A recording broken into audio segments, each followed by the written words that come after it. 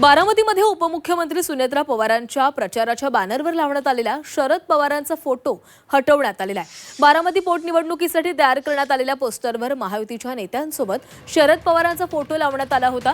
2.5 वर्षांनंतर पहिल्यांदाच राष्ट्रवादीच्या बॅनरवर शरद पवारांचा फोटो झळकला होता। मात्र काही तासातच हा फोटो हटवण्यात आला। दरम्यान शरद पवारांच्या परवानगीशिवाय फोटो लावल्यामुळे आता महायुतीनं शरद पवारांची माफी मागावी अशी मागणी आता पवारांच्या राष्ट्रवादीनं केलेली आहे।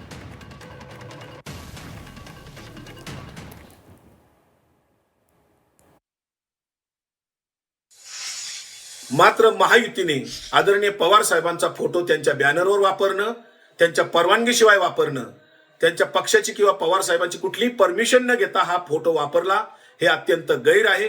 निवडणुकीमध्ये फोटो अशा बिगर परवानगीने वापरणं हे अजिबात योग्य नाही। त्या पक्षाने महायुतीने पवार साहेबांचा फोटो लावणं हे त्यांनी अक्षम्य चूक केलेली आहे। त्यांनी जाहीरपणे त्याची माफी मागावी आणि साहेबांचा फोटोचा वापर करू नये ही त्यांना विनंती आहे।